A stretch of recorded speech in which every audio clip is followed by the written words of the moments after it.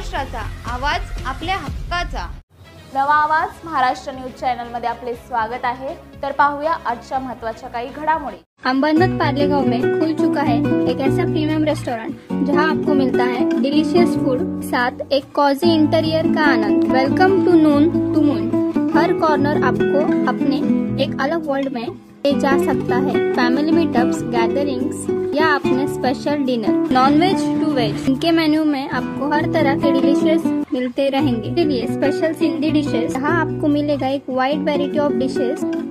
हर एक taste bud को satisfy कर सके. अंबरनाथमध्ये सासरच्या जाचाला कंटाळून विवाहितेनं जीवन संपवल्याची घटना घडली. एक व्हिडिओ बनवून या विवाहितेनं तिच्या बहिणींना पाठवला आणि गळफास घेत जीवन संपवलं. यानंतर आम्हाला न्याय मिळत नाही तोपर्यंत अंत्यविधी करणार नाही अशी भूमिका विवाहितेच्या माहेरच्यांनी घेतली आहे. विधी राजेंद्र गायकवाड असं या मृत विवाहितेचं नाव होतं. त्यांचं राजेंद्र गायकवाड यांच्याशी 2013 साली लग्न झालं होतं. त्यांचे पती राजेंद्र हे आखाती देशामध्ये नोकरीला असून त्या सासू सासरे, दीर आणि भाऊजाई यांच्यासह अंबरनाथ पूर्वेतील रॉयल पार्कमध्ये वास्तव्याला होत्या. मात्र मागील काही दिवसापासून सासरचे लोक त्यांचा छळ करत होते. याच जाचाला कंटाळून अखेर विधी यांनी टोकाचं पाऊल उचलले.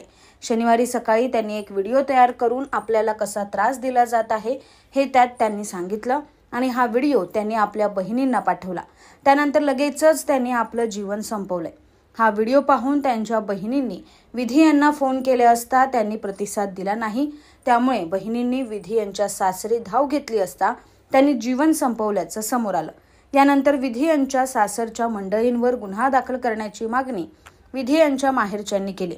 मात्र रात्री उशिरापर्यंत पोलिसांनी गुन्हा दाखल न केल्यामुळे जोपर्यंत आम्हाला न्याय मिळत नाही तोपर्यंत आम्ही विधी यांचे अंत्यसंस्कार करणार नाही अशी भूमिका माहेरच्यांनी घेतली. तसेच माध्यमांनीही पोलीस ठाण्यात धाव घेतली. त्यामुळे पोलिसांनी तातडीने गुन्हा दाखल करण्याची प्रक्रिया सुरू केली. मात्र जोपर्यंत विधी यांच्या मृत्यूला कारणीभूत असणारे तिचे सासू सासरे, दीर आणि भाऊजाई यांना अटक होत नाही तोपर्यंत आम्ही विधी यांचे अंत्यसंस्कार करणार नाही अशी भूमिका त्यांच्या माहेरच्या मंडळींनी घेतली आहे.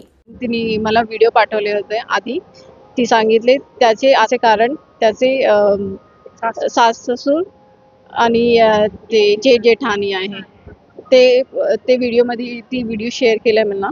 आणि जेव्हा मी व्हिडिओ पाहिला तिला मी कॉल केले. तिचा फोन लागत नव्हता. तिला व्हॉट्सअप आणि व्हिडिओ कॉल पण केला आणि तिला मेसेज पण ड्रॉप केला मी येत आहे. मी घरातून निघाली आणि जेव्हा मी पोहोचले तो घरापर्यंत पोहोचण्याआधीच जिजूंचे कॉल आले. जिजूंनी सांगितले ती छाया हॉस्पिटलमध्ये घेऊन गेले आहे. तपासणी केला डॉक्टरांनी तेव्हा सांगितले ची जिवंत नाही आहे. मला जस्टिस पाहिजे. माझी ताईने जे काही टॉर्चर झेललेलं आहे पुढच्या 6 महिन्यांनी ते मला पाहिजे. आणि जॅनमध्ये जेव्हा ती आली होती तिच्या हातात काही निशान्स होते. जेठानी सोबत तिच्या भांडण झालं होतं आणि मला जस्टिस पाहिजे. इस बड़े डिजिटल दुनिया में हर बिजनेस की एक कहानी है जो सुनाई जानी बाकी है. THRM में हम आपके डिजिटल सपनों को हकीकत में बदलते हैं. सोशल मीडिया से लेकर वेबसाइट्स तक, SEO से लेकर गूगल माई बिजनेस तक हम आपकी ऑनलाइन प्रेजेंस मैनेज करते हैं, वो भी ऐसे प्राइसेस में जो आपकी जेब पर भारी ना पड़े. उल्लासनगर से लेकर फोर्ट मुंबई तक हम आपके डिजिटल सफर में आपका साथ देंगे. हमारे साथ जुड़िए और अपने बिजनेस को डिजिटल युग में फलते फूलते देखिए.